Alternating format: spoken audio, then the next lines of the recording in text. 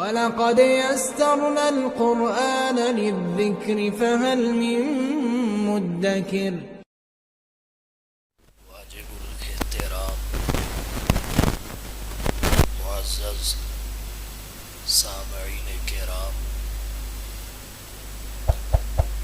سورۃ الکوثر کی تفسیر چل رہی ہے۔ لفظ کوثر کے کئی معانی کا ذکر ہو چکا ہے۔ آج کی گفتگو میں بھی لفظ کوثر کے ایک اہم معنی کی وضاحت ہوگی، اور وہ معنی مقام محمود ہے۔ اللہ تعالیٰ نے قرآن کریم میں جناب نبی کریم صلی اللہ علیہ وسلم سے مقام محمود کا وعدہ فرمایا۔ عسیٰ ان یبعثک ربک مقاما محمودا۔ اگرچہ لفظ عسیٰ طمع اور امید دلانے کے لیے آتا ہے،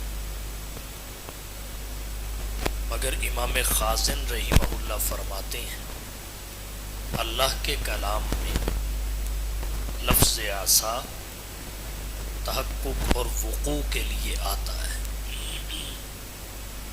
کیونکہ اللہ کی شان کے لائق نہیں ہے وہ کسی چیز کی امید دلائے پھر اسے پورا نہ کرے۔ اس لیے معنی یہ ہوگا یقینی طور پر اللہ آپ کو مقام محمود پر فائز کرے گا۔ سوال یہ ہے مقام محمود سے کیا مراد ہے؟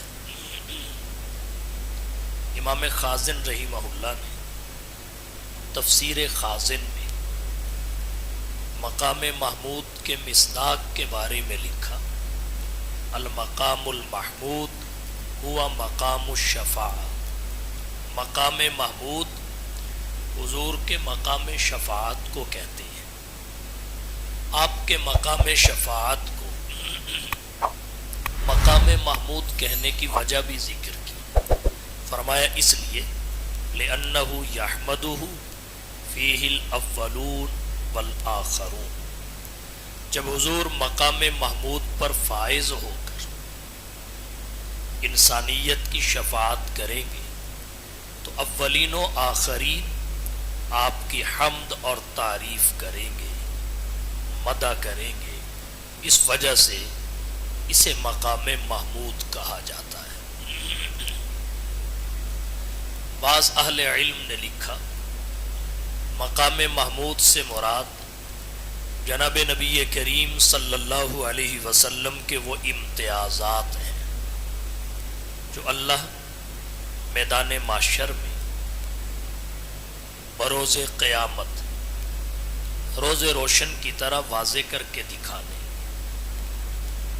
مقام محمود سے مراد آپ کی وہ خدمات ہیں جنہیں ہر شخص کھلی آنکھوں سے دیکھ لے گا۔ مقام محمود سے مراد آپ کے وہ محاسن و محامد ہیں جن پر خالق اور مخلوق سب حضور صلی اللہ علیہ وسلم کی تعریف کریں گے۔ نفخہ ثانیہ کے بعد سب سے پہلے جناب نبی کریم صلی اللہ علیہ وسلم اپنی قبر مبارک سے اٹھیں گے، سب میدان محشر میں پیدل چل کر آئیں گے، حضور سواری پر سوار ہو کر آئیں گے، حوض کوثر پر پیاسے امتیوں کا انتظار کریں گے، جام کوثر پلائیں گے، پل صراط پر جہنم میں گرنے سے حفاظت کے لیے اللہ کے نبی عمل کریں گے، آپ کا جھنڈا لواء الحمد جس کے نیچے آدم اور اولاد آدم سبھی جمع ہوں. آپ صلی اللہ علیہ وسلم سب سے بڑی شفاعت جسے شفاعت کبریٰ و عظمیٰ کہا جاتا ہے وہ فرمائیں گے. یہ آپ کے امتیازات، آپ کی خدمات اور آپ کے محاسن و محامد ہیں جو مقام محمود کا مصداق ہے. ایک تیسری مراد مقام محمود کی امام بخاری رحمۃ اللہ علیہ نے بخاری شریف میں ذکر کی. حضرت ابو سعید خدری رضی اللہ تعالی عنہ سے روایت آتی ہے جس میں جناب نبی کریم صلی اللہ علیہ وسلم نے بذات خود مقام محمود کی وضاحت شفاعت سے کی ہے، اور شفاعت سے مراد شفاعت کبریٰ ہے. تو اللہ نے آپ کو مقام محمود یعنی شفاعت کبریٰ کا اعزاز بخشا ہے. شفاعت اور بھی کریں گے دیگر انبیاء بھی، صحابہ بھی، علماء، حفاظ اور شہداء بھی، لیکن شفاعت کبریٰ وہ شفاعت ہے جو فقط حضور صلی اللہ علیہ وسلم کی ذات گرامی کے لیے ہے. تو اللہ نے اس شفاعت کو فقط شفاعت نہیں کہا بلکہ کوثر کہا ہے. انا اعطیناک الکوثر. یہاں ضمناً ایک بحث کرنا چاہوں گا، وہ یہ شفاعت کی حقیقت کیا ہے. مسئلہ شفاعت میں اہل سنت والجماعت اور معتزلہ کے مابین اختلاف ہے.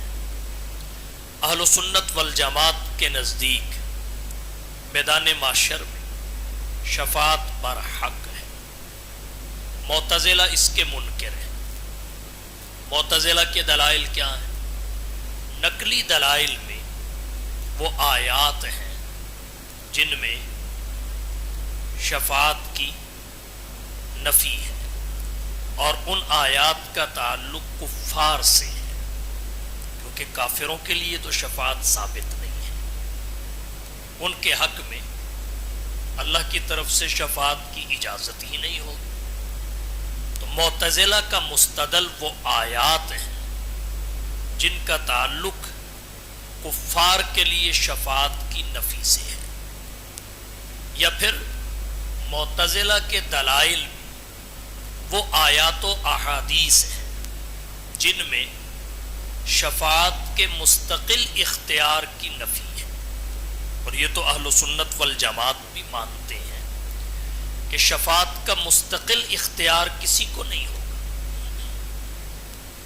اللہ جس کے لیے اجازت دیں گے وہ شفاعت کرے گا، جب اجازت دیں گے تب کرے گا، جس کے لیے اجازت دیں گے اسی کے لیے کرے گا، اس کے علاوہ کے لیے نہیں. یہ ساری باتیں اللہ کی طرف سے ظاہر اور واضح کی جائیں گی، اس کے مطابق شفاعت کا معاملہ آگے بڑھے گا. تو معتزلہ کے دلائل وہ آیات ہیں جن میں کفار سے شفاعت کی نفی ہے، ان کے لیے شفاعت کی نفی ہے، یا پھر شفاعت کے مستقل اختیار کی نفی ہے، نفس شفاعت کی نفی نہیں ہے. اور عقلی دلیل میں معتزلہ کا کہنا یہ ہے کہ شفاعت خلاف عادل ہے. کیسے؟ گناہگار کو اس کی گناہ کی سزا مل، نیکوکار کو اس کی نیکی کی جزا مل، یہ ہے عادل. اب اگر شفاعت کی وجہ سے گناہگار کو چھوڑ دیا جائے یہ تو عدل کے خلاف ہے. اللہ نے مکافات عمل کے جو قوانین قرآن میں ذکر کی اجمالاً اور تفصیلاً، جزاء سیئۃ سیئۃ مثلھا، من یقتل مؤمنا متعمدا فجزاؤہ جہنم خالدن فیہا خالدین فیہا، اس قسم کے الفاظ بہت ساری آیات میں آتے ہیں. تو یہ مکافات عمل کے جو قوانین ہیں ان میں اللہ نے یہ ذکر کیا ہے کہ وہ ہمیشہ جہنم میں رہیں گے، باہر نہیں آئیں گے۔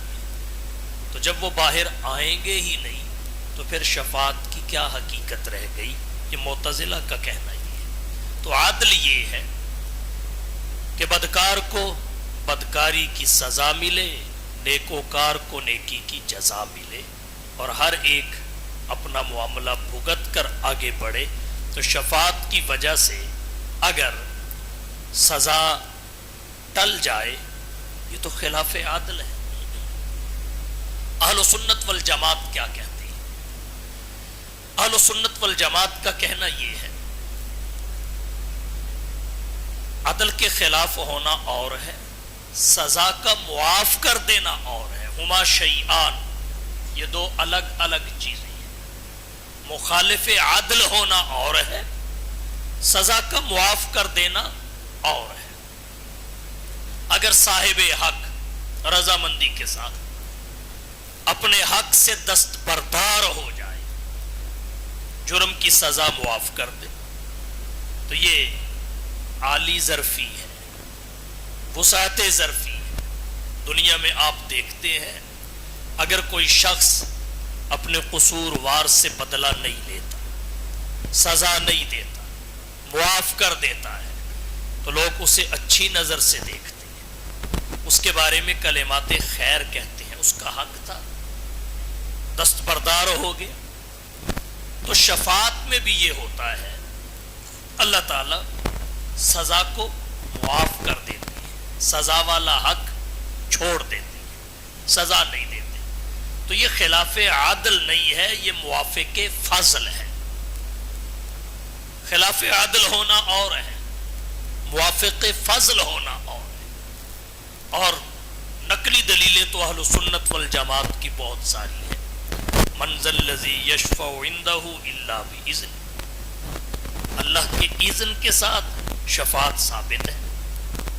فما تنفعهم شفاعت الشافعین، کافروں کے لیے، مشرکین کے لیے شفاعت کا نفع بخش نہ ہونا، یہ اہل سنت والجماعت کے موقف کی تائید کرتی ہے، کیونکہ اہل سنت والجماعت شفاعت کو برحق مانتے ہیں، لیکن اہل ایمان کے لیے، کفار کے لیے نہیں، ان کے لیے شفاعت کوئی نفع نہیں دے گی۔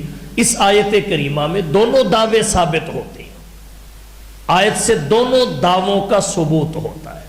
رہی احادیث وہ اس قدر ہیں کہ درجہ تواتر کو پہنچی ہوئی ہیں، فقط 3 کا ذکر کروں گا۔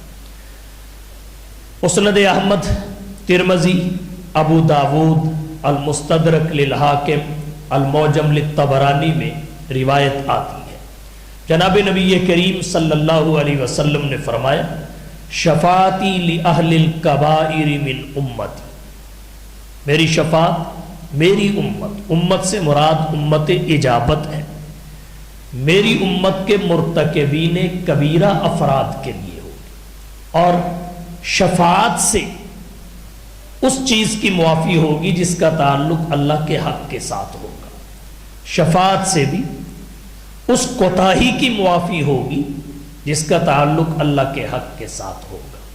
اگر عباد کے حق سے ہو تو اس کا حق سے دستبردار ہونا، معاف کر دینا، اس سے معافی کرانا ضروری ہوگا، یا اللہ تعالیٰ اپنی جناب سے اسے کچھ عنایت کر کے اسے راضی کر دے، یہ اللہ کا نظام عدل و انصاف ہے۔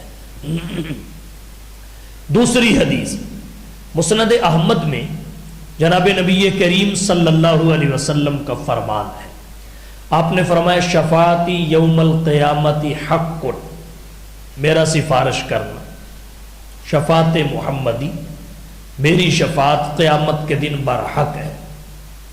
فمن لم یؤمن بہا لم یکن من اہلیہا، جو اس کو تسلیم نہیں کرتا وہ اہل شفاعت میں سے نہیں ہوگا، اس کے لیے شفاعت نہیں ہوگی۔ اور بہقی شریف میں حضرت انس رضی اللہ تعالی عنہ سے روایت ہے، جناب نبی کریم صلی اللہ علیہ وسلم نے فرمایا، من کذب بالشفاعت فلا نصیب لہ، جو شفاعت کی تکذیب کرے، انکار کرے، اس کا کوئی حصہ نہیں ہوگا، شفاعت میں اس کا کوئی حصہ نہیں ہوگا۔ تو اہل سنت والجماعت شفاعت کو برحق مانتے ہیں، اور یہ خلاف عادل نہیں ہے، موافق فضل ہے۔ دو باتوں کی میں نے مختصراً اب تک وضاحت کی۔ نمبر 1، مقام محمود جو الکوثر کا اہم معنی ہے، اس سے مراد کیا ہے۔ نمبر 2، شفاعت کی حقیقت، اس میں اہل سنت والجماعت اور معتزلہ کا اختلاف، اور مختصر چند دلائل۔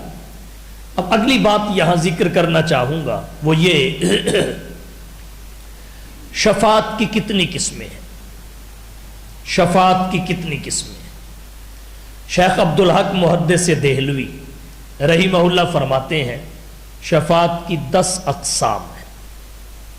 مسند امام اعظم کے حاشیہ میں امام جلال الدین سیوطی رحمہ اللہ کے حوالہ سے حضور کی شفاعت کی اقسام جو لکھی گئی، امام سیوطی نے اپنی کتاب الکنز المدفون میں لکھا، شفاعت سیدنا محمد صلی اللہ علیہ وسلم 8 اقسام، ہمارے نبی محمد صلی اللہ علیہ وسلم کی شفاعت کی 8 قسمیں ہیں۔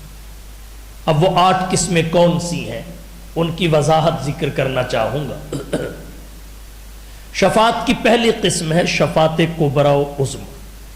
کچھ شفاعت کی اقسام وہ ہیں جو فقط ہمارے نبی کے ساتھ خاص ہیں، ان میں شفاعت کبریٰ بھی ہے، اور کچھ وہ ہیں جن میں حضور کے ساتھ دیگر انبیاء اور دیگر افراد بھی شریک ہیں۔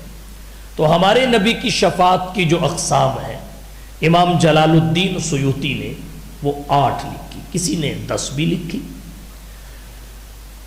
پہلی قسم شفاعت کی شفاعت کبریٰ و عظمیٰ ہے۔ یہ شفاعت کیا ہے؟ میدان محشر میں لوگ پریشان ہو، دن کی طوالت کو قرآن ذکر کرتا ہے، وہ بے حد ہو، گرمی کی شدت اور تیزی کس قدر ہوگی اس کو بھی لفظوں میں بیان نہیں کیا جا سکتا۔ اس وقت لوگ مسلم کی روایت کے مطابق، مسلم شریف جلد اول صفحہ 109 پر حدیث آتی ہے، کسی سفارشی کو تلاش کریں گے جب وہ گرمی برداشت نہیں ہو، وہ تپش برداشت نہیں ہوگی، پریشان ہوں گے، حالت اضطراب میں ہوں گے، تو سفارشی تلاش کریں گے، کہیں گے کاش کوئی سفارشی مل جائے، اللہ کے حضور ہماری درخواست سفارش کرے کہ حساب جلدی شروع ہو جائے۔ لو استشفانا احدا الی ربنا فیریحنا من مکاننا، کاش کوئی شفیع آ جائے، اللہ کے دربار میں ہماری سفارش کرے، حساب جلدی شروع ہو جائے۔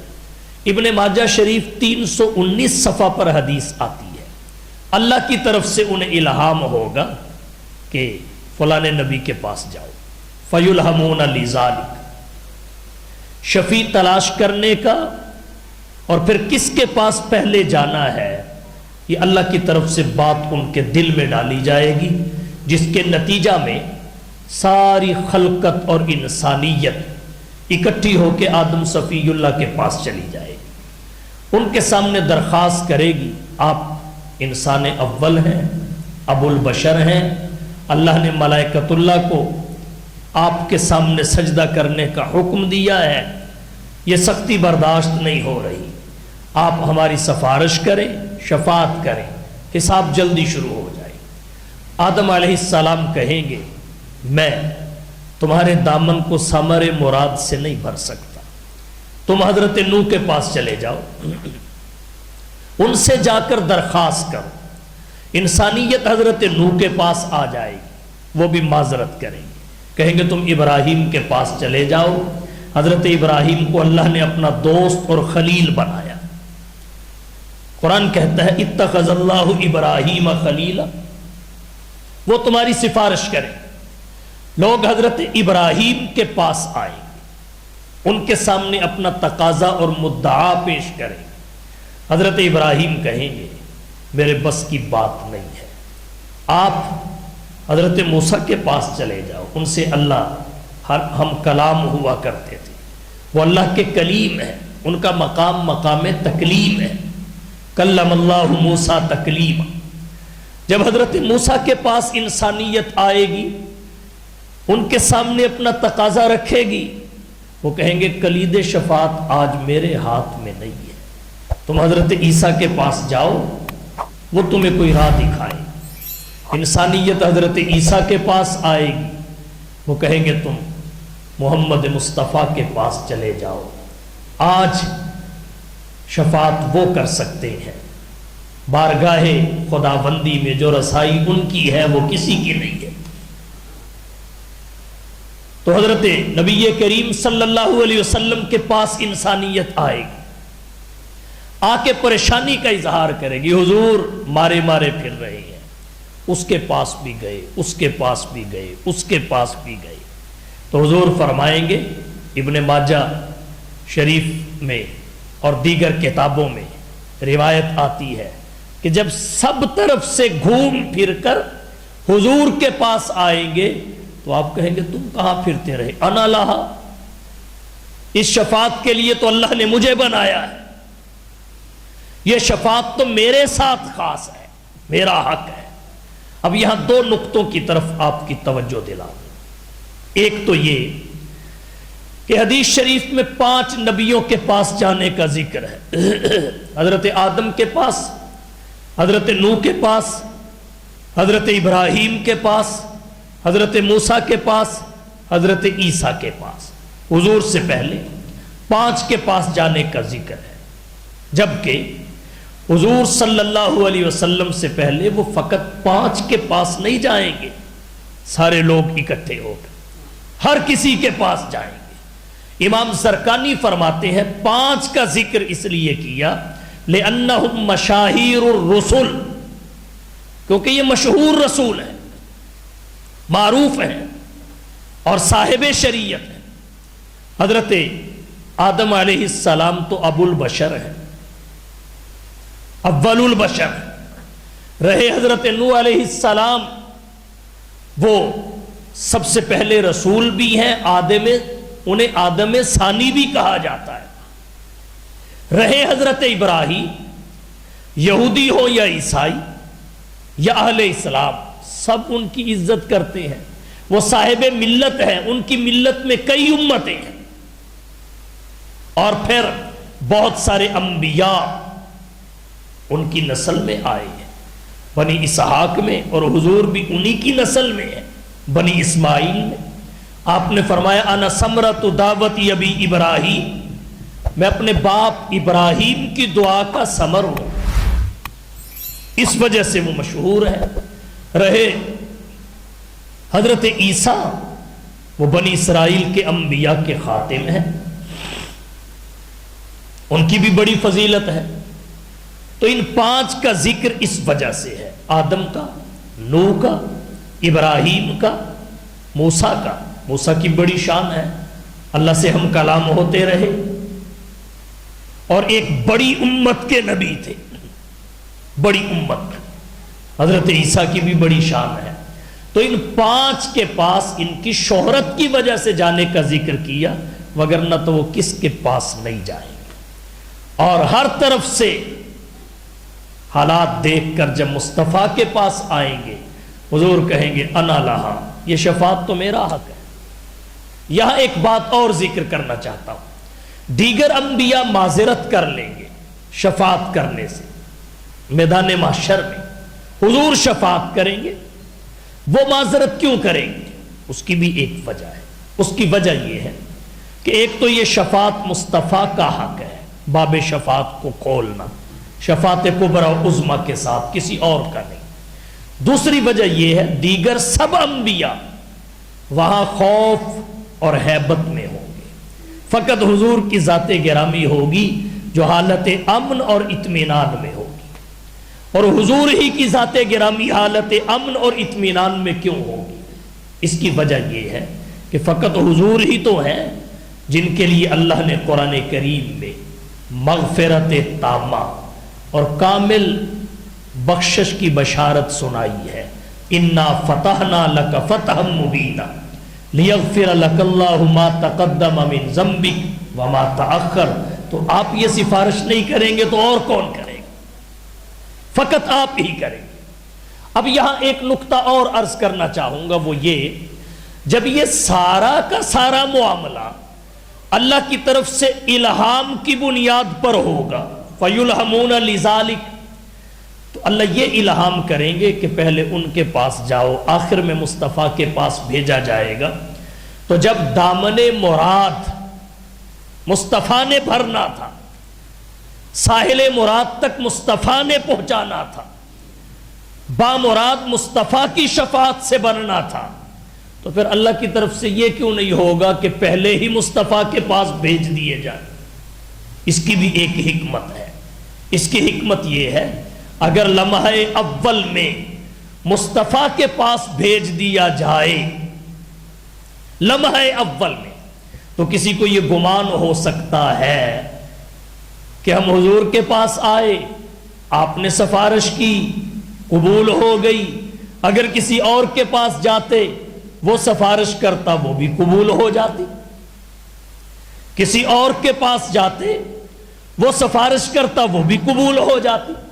तो अल्लाह ने अपने नबी की रिफ़ात को जाहिर करना था, अपने नबी के इम्तियाज को जाहिर करना था, अपने नबी की निराली शान को वाज़े करना था। तो अल्लाह ने इल्हाम जो किया, उसके बिना पे पहले सबके पास जाएंगे, फिर शाह अरब के पास आएंगे।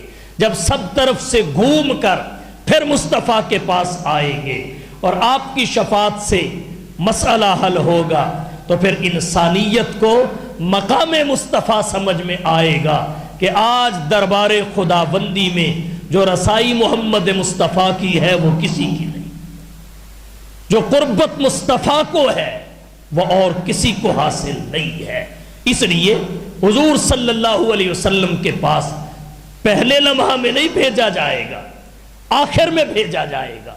और जब हुजूर सल्लल्लाहु अलैहि वसल्लम इंसानियत के इज़्तिराब और परेशानी को देखेंगे, तो आप अल्लाह के अर्श के सामने सजदा रेज हो जाएंगे, अर्श के सामने, और सजदे में आप अल्लाह की हम्द करेंगे। इब्ने माजा शरीफ में 320 सफ़ा पे रिवायत के अल्फाज ये हैं, हुजूर क्या कहेंगे? फरमाया, अहमदु बितहमीदिन युअल्लिमुनी, मैं अल्लाह की वो हम्द करूंगा जो अल्लाह मुझे उसी वक्त सिखाएंगे, उसी वक्त वो अल्फाज इल्का होंगे। यहां से ये पता चला कि हर शय का इल्म फकत अल्लाह के पास है। हुजूर का इल्म गो कायनात में अल्लाह के बाद सबसे ज्यादा है, मगर लैसा कमिस्लिही शै, अल्लाह का इल्म फिर भी सबसे बढ़कर है।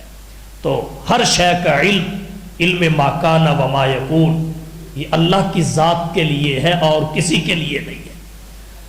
तो हुजूर सल्लल्लाहु अलैहि वसल्लम अपना सर सजदे में रख देंगे, रहमत हक को जोश आएगा, रहमत हक को जोश आएगा कि ये दिन तो नबी की रिफ़त को जाहिर करने का है, नबी की अज़मत को जाहिर करने का है, नबी के इम्तियाज को वाज़े करने का है।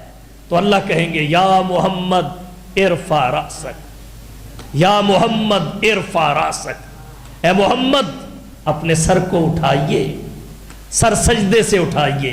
बदर तेरे सजदों का गवाह, ओहद तेरे सजदों का गवाह, खैबर तेरे सजदों का गवाह, काबतुल्लाह तेरे सजदों का गवाह, हरम नबवी तेरे सजदों का गवाह, मक्का तेरे सजदों का गवाह, मदीना तेरे सजदों का गवाह। हबीब, अब तो तुझे इन सजदों का अजर देना है। तूने जलवत में सजदे किए, तूने खलवत में सजदे किए, तूने सफर में सजदे किए, तूने हसर में सजदे किए। आज तो तेरी रिफत शान का इजहार है। या मोहम्मद इरफा रासक, अपने सर को सजदे से उठाइए। कुल, कहिए, आप क्या कहते हैं? तुस्मा, सुना जाएगा। कुल तुस्मा, सुना जाएगा। सल, तोता, सवाल कीजिए, बख्श दिया जाएगा, अता कर दिया जाएगा। मांगिए तो सही, मांगना तेरा काम है, अता करना मेरा काम है, दामन फैलाना तेरा काम है, مراد سے بھر دینا میرا کام ہے، تو مانگتا اچھا لگتا ہے، میں دیتا اچھا لگتا ہوں۔ حبیب وَلَسَوْفَ يُعْطِيكَ رَبُّكَ فَتَرْضَىٰ، مانگ تو صحیح، تیرا رب تجھے اتنا دے گا کہ تو راضی ہو جائے گا۔ اشفا تشفع، تو شفاعت کر، اللہ تیری شفاعت کو قبول کریں گے۔ شفاعت کر، تیری شفاعت کو قبول کریں گے۔ تو حضور کہیں گے مولا حساب شروع کر دی، یہ پہلی قسم ہے شفاعت مصطفیٰ کی، حساب شروع کر دیجیے۔ اللہ حساب شروع کر دیں گے۔ یہ شفاعت کبریٰ و عظمیٰ ہے، یہ شفاعت کبریٰ و عظمیٰ ہے۔ جب حساب کی منظوری ہو جائے گی تو پھر حضور دوسری شفاعت کریں گے۔ ابن ابی دنیا سے مرفوعاً طویل روایت آتی ہے جس کے ضمن میں یہ بھی ہے۔ دوسری شفاعت حضور یہ کریں گے، یا ربی اجل حسابہ، مولا حساب کا آغاز میری امت سے کر دے، حساب کا آغاز میری امت سے کر دے۔ اللہ کے نبی اپنی امت کو انتظار کروانے کی تکلیف نہیں دینا چاہتے، انتظار کی زحمت سے بچانے کے لیے فرمائیں گے یا ربی اجل حسابہم، مولا ان سے حساب شروع کر دے۔ شفاعت کی تیسری قسم کیا ہے؟ حضور صلی اللہ علیہ وسلم دیکھیں گے، خلاصہ حدیث کا یہ ہے کہ نبی کی امت کے ایک گروہ کو دھکیل کر جہنم کی طرف لے جایا جا رہا ہے، دھکیل کر۔ حضور انہیں دیکھیں گے، ان کی نگاہ مصطفیٰ پہ پڑے گی تو وہ کہیں گے حضور ہماری شفاعت کیجئے، ہماری شفاعت کیجئے۔ رحمت للعالمین ان کی شفاعت کریں گے، اللہ نبی کی شفاعت کو قبول کر کے انہیں جنت میں داخل کر دیں۔ چوتھی قسم شفاعت کی، ہمارے نبی کی شفاعت کی، حضور اپنے چچا خواجہ ابو طالب کے لیے شفاعت کریں گے، ان کا عذاب ہلکا کر دیا جائے گا۔ پانچویں قسم شفاعت مصطفیٰ کی کیا ہے؟ وہ یہ حضور صلی اللہ علیہ وسلم اپنی امت کے کچھ لوگوں کے لیے اللہ سے درخواست کریں گے مولا انہیں بغیر حساب کے جنت دے دے، بغیر حساب کے، بغیر حساب کے انہیں بغیر حساب کتاب کے جنت میں داخل فرما۔ اور وہ 70,000 لوگ ہوں گے، اور ایک حدیث میں یہاں تک آتا ہے ان 70,000 میں سے ہر ایک کے ساتھ 70,000 ہوگا، گویا 70,000 کو جب 70,000 کے ساتھ ضرب دی جائے گی تو سوچئے محمد کی شفاعت کی پاور کیا ہوگی۔ اور ایک قسم نبی کی شفاعت کی یہ ہے کہ کچھ لوگ ہوں گے اہل جنت مگر ان کے اور جنت کے درمیان رکاوٹ ہوگی، نبی شفاعت کریں گے وہ رکاوٹ ختم ہو جائے گی۔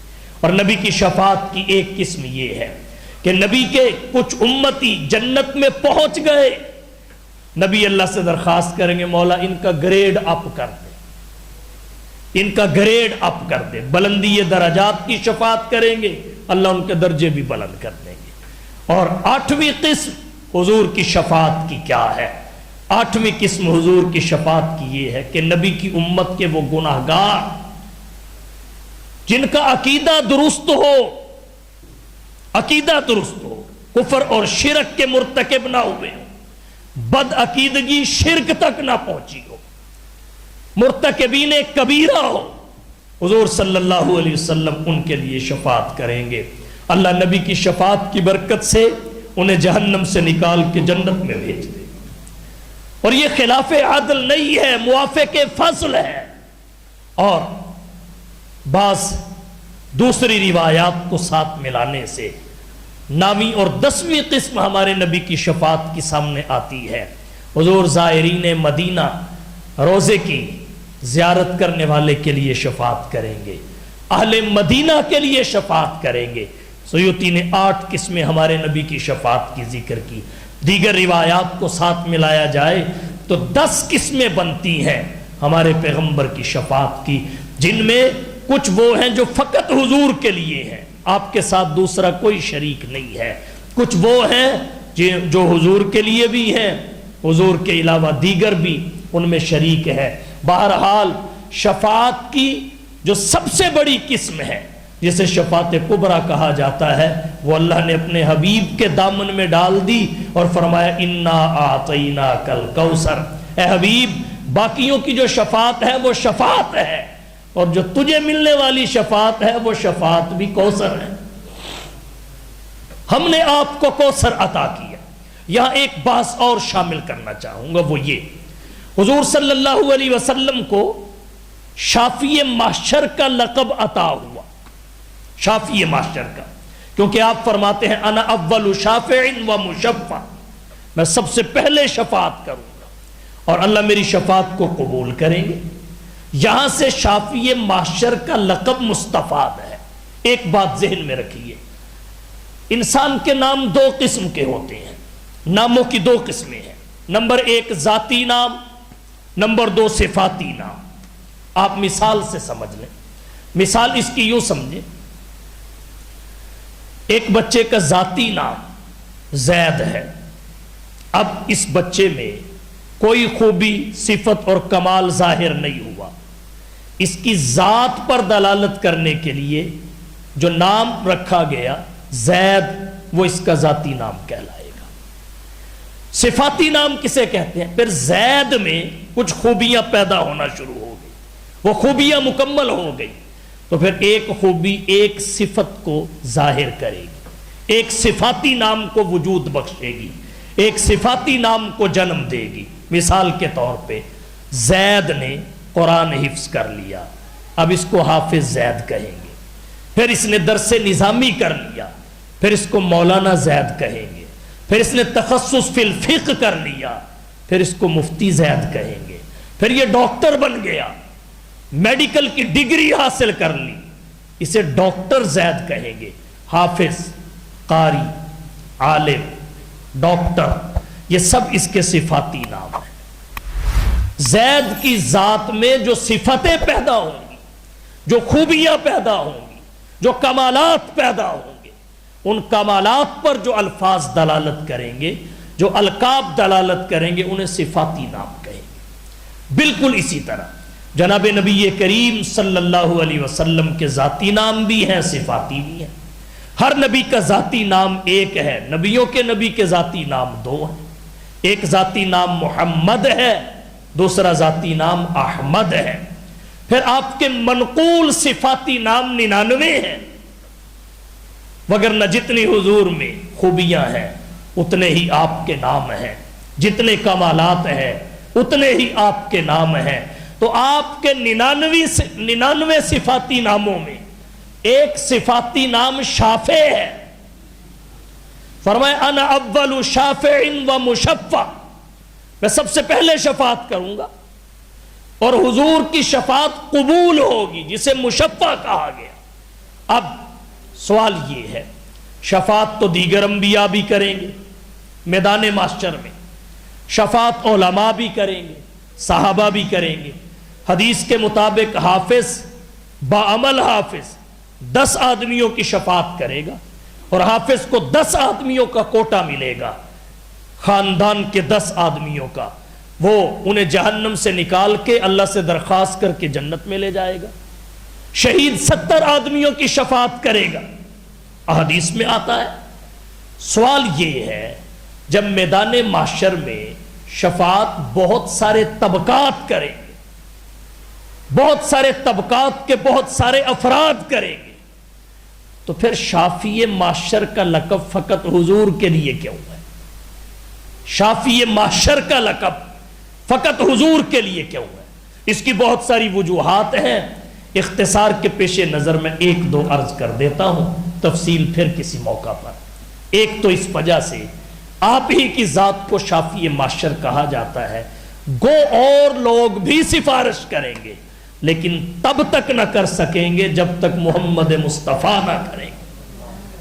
تو گویا باقیوں کے لیے باب شفاعت حضور کی ذات کھولے گی، جب باقیوں کے لیے در شفاعت شفاعت مصطفیٰ سے کھلے گا، جسے شفاعت کبریٰ عظمیٰ کہتے ہیں، تو اس سے نتیجہ یہ نکلا کہ باب شفاعت میں اصل محمد کی شفاعت ہے۔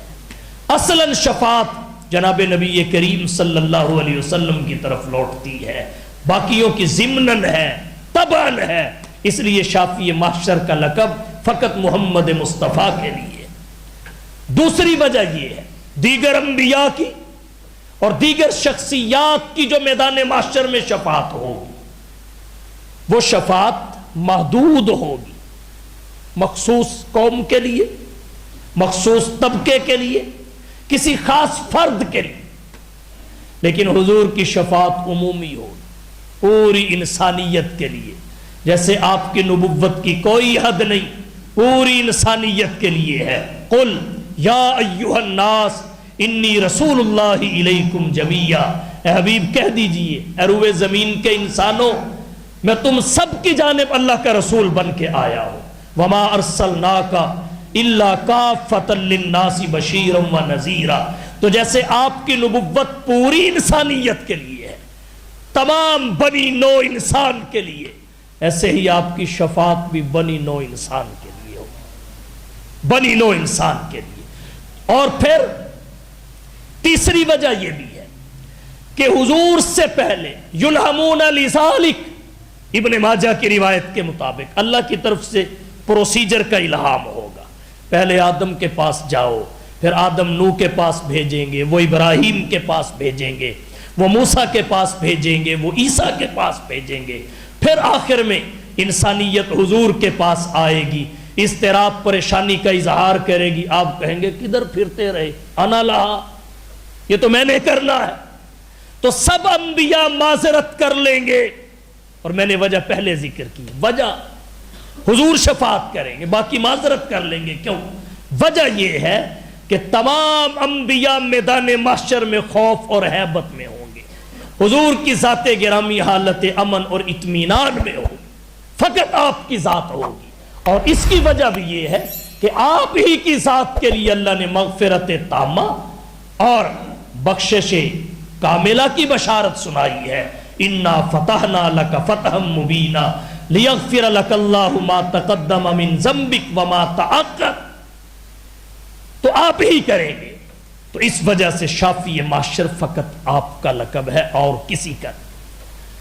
آخری بات تتمے کے طور پہ اور ذکر کر دیتا ہوں، وہ یہ حضور کی شفاعت کا مستحق کون کون خوش نصیب ہوگا۔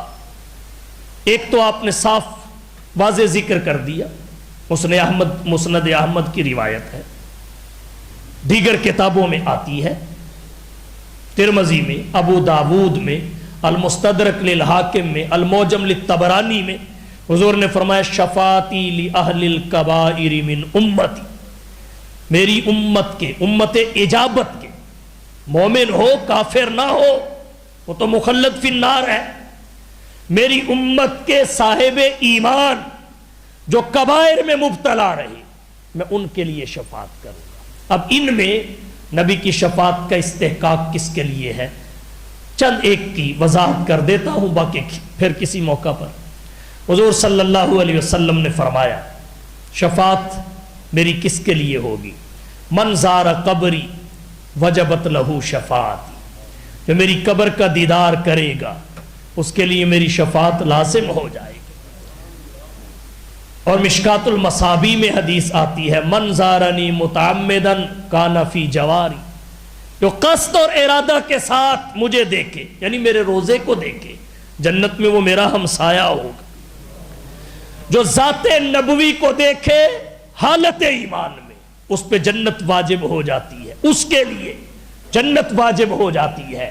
اور یہ خوش نصیب طبقہ صحابہ کا ہے۔ ہم جنت تلاش کرتے ہیں، جنت محمد کے صحابہ کو تلاش کرتی ہے۔ اللہ نے دنیا میں ہی ان کے لیے جنت الاٹ کر دی، فرمایا وَكُلًّا وَعَدَ اللَّهُ الْحُسْنَى۔ تو پہلا استحقاق کس کے لیے، فرمایا من زار قبری وجبت لہو شفاعتی۔ دوسرا خوش نصیب کون ہے، مشکات شریف میں حدیث آتی ہے، فرمایا من سکن المدینۃ وصبر علی بلائیہا کنت لہو شہیدا وشفیعا یوم القیامت۔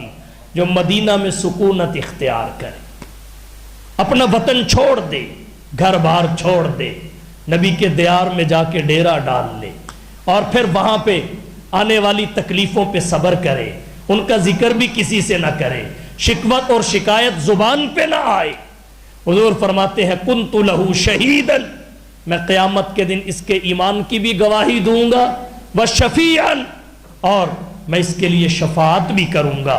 ہمارے اکابر اور اسلاف بہت سارے اپنے وطنوں کو چھوڑ کے، حلقہ احباب کو ترک کر کے مدینہ طیبہ میں جا کے ایسے بسے کہ ایک لمحہ کے لیے بھی مدینہ سے باہر قدم نہیں رکھا کہ کہیں ایسا نہ ہو کسی ضرورت کے تحت مدینہ سے باہر جائیں، موت آ جائے، اجل کا وقت آ جائے، داعی اجل کو لبیک کہنے کی گھڑی آ جائے اور ہماری روح مدینہ سے باہر پرواز کر جائے۔ نبی کی شفاعت کے استحقاق کے لیے سب کچھ چھوڑ کے مدینے کی مٹی کے نام اپنی زندگی کو لکھ دیا۔ من سکن المدینہ وصبر علی بلائیہا کنت لہو شہیدن وشفیعن یوم القیامہ۔ اور تیسرا خوش نصیب کون ہے؟ صاحب ہدایہ نے ہدایہ شریف جلد اول میں کتاب الصلاۃ میں ایک حدیث ذکر کی حوالے کے ساتھ، غالباً اس کے الفاظ یہ ہیں، حضور نے فرمایا من ترک اربعا قبل الظہر لم تنلہ شفاعتی، جو ظہر سے پہلے کی 4 سنتوں کو ترک کرے گا میں محمد کی شفاعت کو حاصل نہیں کر سکے گا، اسے میری شفاعت حاصل نہیں ہوگی۔ تو گویا جو مؤکدہ سنتیں ظہر سے پہلے کی پابندی کے ساتھ پڑھتا ہے اس کے لیے بھی نبی کی شفاعت کا استحقاق پیدا ہو جاتا ہے۔ الصواعق المحرقہ میں ایک طبقہ اور ذکر کیا گیا، وہ طبقہ نبی کے صحابہ کے جانثاروں کا ہے، وفاداروں کا ہے، صحابہ کرام کے بغض اور کینے سے اپنے دل کو پاک رکھنے والوں کا ہے، ان کی محبت کا اپنے دل کو خزینہ بنانے والوں کا ہے۔ فرمایا جو میرے صحابہ کا دفاع کرے گا، میرے صحابہ کی حفاظت کرے گا، ان کے بارے میں جو اعتراضات ہیں ان کا ازالہ کرے گا، پیدا ہونے والے شکوک و شبہات کو زائل کرے گا، اسلام میں ان کی آئینی حیثیت کو واضح کرے گا، ان کی حقیقی پوزیشن کا دفاع کرے گا، من حفظہ صحابی، اس خوش نصیب کے لیے بھی اللہ کے نبی نے فرمایا یہ حوض کوثر پہ بھی میرے پاس آئے گا، محمد اسے پانی بھی پلائے گا، اس کی شفاعت بھی کرے گا۔ شفاعت نبی کی کس کے لیے ثابت ہے؟ مشرک نہ ہو، شرک نہ کرے، دور رہے، نبی کی سنتوں سے محبت کرے۔ اور ایک خوش نصیب اور ہے، بڑا آسان سا عمل ہے، اذان کے بعد جب دعائے وسیلہ پڑھی جائے، دعائے وسیلہ، اس میں حضور کے لیے ہم مقام محمود مانگتے ہیں، تو نبی کی جانب سے اشارہ یہ ہے جو میرے لیے مقام محمود مانگے گا یہ شفاعت ہی تو ہے، اس کے لیے نبی کی شفاعت ثابت ہو جائے گی۔ اور حضور نے پوری زندگی ہمارے لیے مانگا ہے، آپ تو بخشے بخشائے تھے، ہمارے لیے مانگا ہے، لیکن ہمیں یہ کہا ہے کہ تم میرے لیے اللہ سے مقام محمود مانگنا، اور دعائے وسیلہ میں اسی کی درخواست ہے۔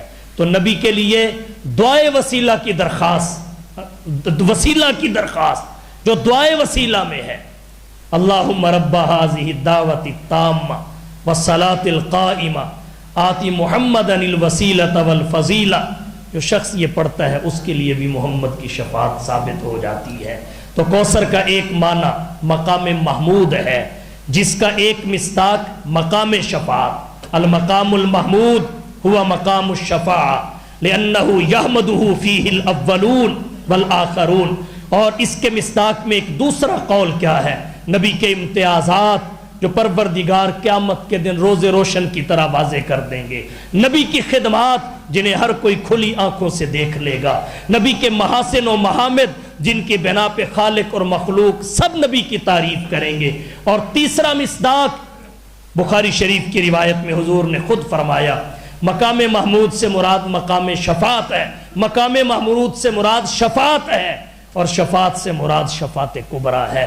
اور اس کے تحت جو ضمنی ابحاث تھی میں نے ذکر کی، تو اللہ نے اپنے نبی کو تسلی کے طور پہ کہا انا اعطیناک الکوثر، اے حبیب ہم نے تجھے کوثر، مقام محمود یعنی امتیازات، خدمات، محاسن و محامد اور عظمی و کبریٰ شفاعت عطا کی۔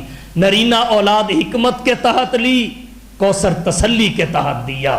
ہر نبی کی شفاعت شفاعت ہے، تیری شفاعت بھی کوثر ہے۔ وآخر دعوانا ان الحمدللہ رب العالمین۔